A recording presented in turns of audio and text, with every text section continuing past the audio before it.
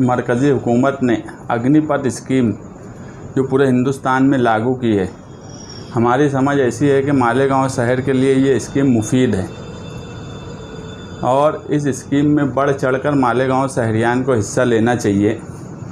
इसके लिए हमने आज की प्रेस कॉन्फ्रेंस बुलाई है और दूसरा 12 नवंबर और आने वाले बकरीद का भी सवाल इसके अंदर है। 17.5 साल से 21 साल की उम्र के जो नौजवान है उनकी ट्रेनिंग करके उनको फ़ौज की जो तीनों आर्मी है, इंडियन आर्मी, इंडियन नेवी और इंडियन एयर फोर्स, उसमें इनका सिलेक्शन होगा।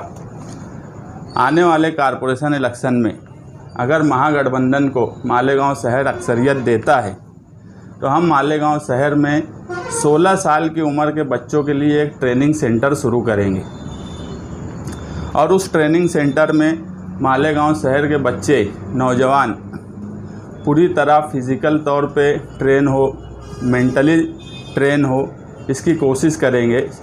क्योंकि ये जो उम्र होती है 16 साल की, गौर करने की बात यह है कि मालेगांव शहर में आमतौर पे 10वीं और 12वीं के बाद आगे बहुत ज़्यादा तालीम की तरफ लोग नहीं जाते। तो ये स्कीम 10वीं और 12वीं के बाद मालेगांव शहरियान के नौजवानों के लिए मुफीद होंगी। इस पर हिंदुस्तान भर में एतराज़ हो रहा है। उनकी आइडियोलॉजी, उनकी समझ अपनी जगह बराबर है। हम वो जो एहतजाज है, जो इसके ख़िलाफ़ है, हम उनके भी ख़िलाफ़ नहीं हैं। हर सोचने का तरीका, हर एक का अपना एक नज़रिया होता है, उस ढंग से वो सोचता है, तो हम उसके ख़िलाफ़ नहीं हैं। मगर हमने जब इस स्कीम को समझा तो हमने ये पाया कि ये हिंदुस्तान भर में इसका क्या हासिल होगा। ये स्कीम बहरहाल सेंट्रल गवर्नमेंट जिस हिसाब से काम कर रही है वो लागू कर दी है और फॉर्म भरने का काम भी शुरू हो चुका है। ऐसे वक्त में इस स्कीम से दूर रहना, ख़ास तौर से मालेगांव शहर और हिंदुस्तान भर के अक़लियत इस स्कीम से दूर रहे, ऐसा नहीं होना चाहिए। इस स्कीम में बढ़ चढ़कर हिस्सा लेना चाहिए। क्योंकि 16 साल की जो उम्र होती है, अगर उस वक्त से कोई ट्रेनिंग सेंटर मालेगांव शहर में बन जाए तो हम ऐसे नौजवान जो इस उम्र में नशे की अलग अलग लत होती है, बीड़ी सिगरेट से लेके गुटखा, कम से कम वो ट्रेनिंग की वजह से उससे छुटकारा मिलेगा और उनके अंदर एक ताकत आएंगी सोचने समझने की। मालेगांव शहर में बहुत स्किल है नौजवानों में, मगर वो सही लाइन पे नहीं जा पाती।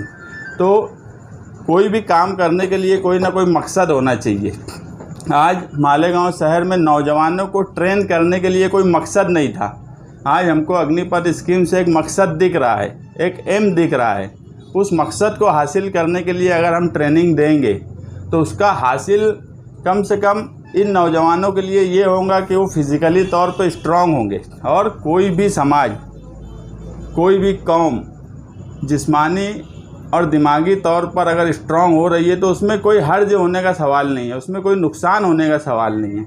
और 4 साल की ट्रेनिंग के बाद 4 साल की वो फ़ौज में उनका सिलेक्शन होगा तो एक रेपुटेशन रहता है हर चीज़ का।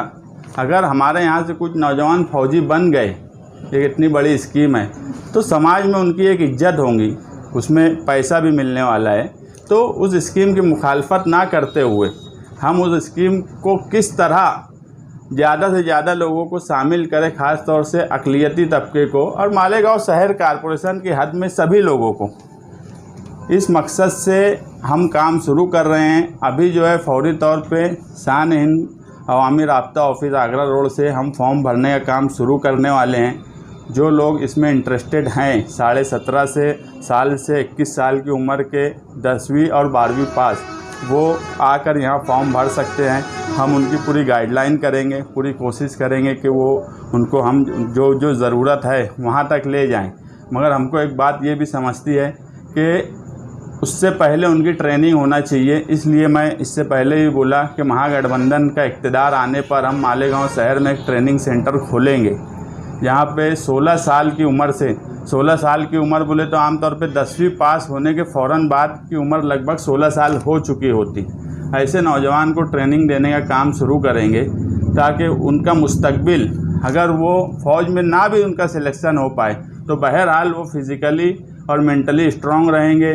उनको दूसरी तरफ वैकेंसीज़ का मौका मिलेगा, दूसरी तरफ काम करने का मौका मिलेगा। क्योंकि दूसरे बड़े शहरों की बात ऐसी है कि वहाँ तालीम हासिल करने के दूसरे कई ज़राए हैं।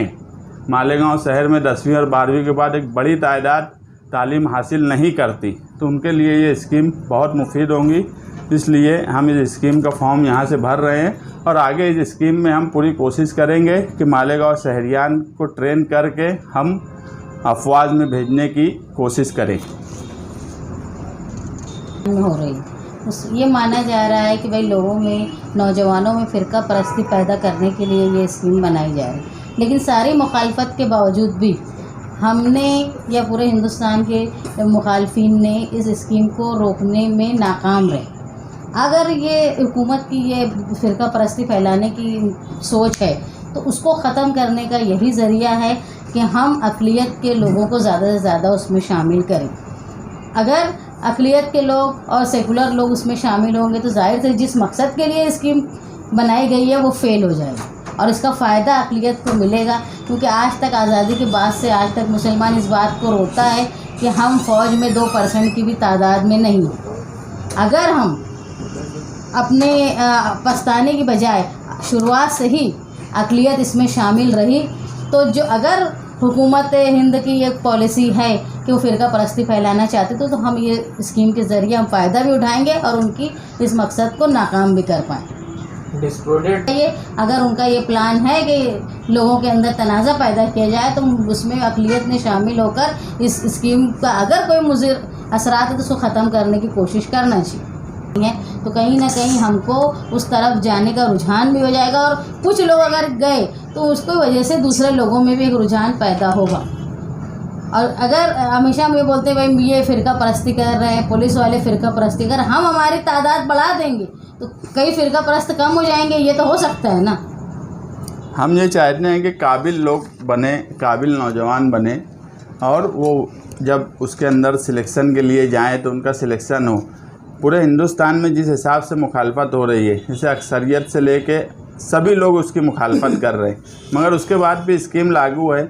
और अगर हम अक़लियती तबका एक दिमाग बना लिया है कि यार सेंट्रल गवर्नमेंट मोदी सरकार की स्कीम है, लोग मुखालफत कर रहे हैं, वो मुखालफत ही रहे, तो हम इसलिए उसके साथ में, उस स्कीम के साथ में जाना चाहते हैं कि कहीं ना कहीं ये मैसेज जाए कि अब अगर स्कीम लागू है तो उसका फ़ायदा उठाना चाहिए, उसके अंदर जाना चाहिए। नहीं जाने से तो कोई फ़ायदा होने वाला नहीं, नुकसान ही होगा। वो जो उम्र होती है, मैं पहले ही बोला कि मालेगांव शहर के नौजवानों के लिए हिंदुस्तान भर में उसके क्या हालात बनेंगे, क्या असरात बनेंगे वो नहीं मालूम मुझे, मगर मालेगांव शहर के नौजवानों को बहरहाल उसका फ़ायदा होगा।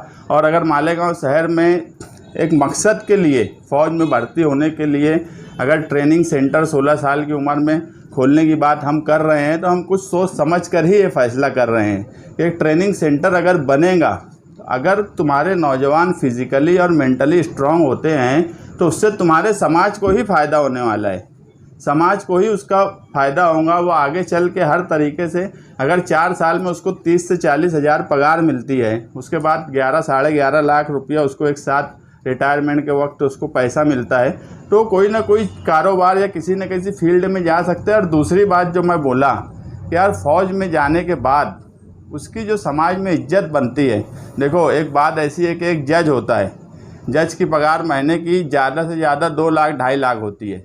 एक वकील बड़ा जो है वो महीने भर में ऐसे 25 केस लड़ के 50 लाख कमाता है, मगर बहरहाल जज की अपने एक रेपुटेशन होता है, अपनी एक इज्जत होती है। तो सवाल हर वक्त सिर्फ पैसे का ही नहीं होता, सवाल रेपुटेशन और इज्जत का भी होता है। अगर मालेगांव शहर से हम उस स्कीम में कुछ नौजवानों को भी शामिल कर दिए तो बहरहाल शहर में एक फ़ौज में से लोग आए, फ़ौज में गए, ये हमारे शहर का एक नाम होगा। और हम यही चाहते हैं कि फ़िज़िकली तौर पे नौजवान स्ट्रांग हो, उससे दूसरे कई जो दूसरे मसाइल हैं, कहीं ना कहीं जो 16 साल की मैं बोला उम्र है उसमें ही नौजवान दूसरी तरफ जाता है, तो ट्रेनिंग सेंटर से उसको कई फ़ायदे होंगे। जो गलत रास्ता इस्तेमाल करता है उस उम्र में नौजवान, उस उम्र से मैं भी गुजरा हूँ, आप भी गुजरे, सबको पता है वो उम्र कैसी होती है। तो उसमें अगर उसको एक ट्रेनिंग सेंटर मिलता है और वो फिज़िकली और मेंटली स्ट्रांग होता है तो इसमें किसी का नुकसान होगा ऐसा मैं तो नहीं मानता। अगर उसका सिलेक्शन नहीं भी होता तो भी मुझे नहीं लगता कि उसका कोई नुकसान है, उसका बहरहाल हर तरीके से फ़ायदा ही होने वाला है। लेकिन अगर कोई बगैर मकसद के कोई चीज़ शुरू की जाए तो वो मुमकिन नहीं होती। आम तौर पे तो फिज़िकली मेंटली ट्रेनिंग ये सब होना चाहिए, मगर जब हम एक फ़ौज में शामिल होने के लिए एक बड़ी स्कीम है, उसमें बड़ी तादाद में लोग शामिल होंगे, हमारी ऐसी मालूमात है, तो उसमें इंटरेस्ट लेना चाहिए और उसके लिए हम फॉर्म भरेंगे। और हम यही चाहते हैं कि मुखालफत का जो ये तरीका था, कहीं ना कहीं से अगर वो स्कीम लागू हुई है तो उसमें शामिल हिंदुस्तान भर से लोग हों, ख़ास तौर से अक़लियती तबका। इस मकसद से ये प्रेस कॉन्फ्रेंस बुलाई गई है।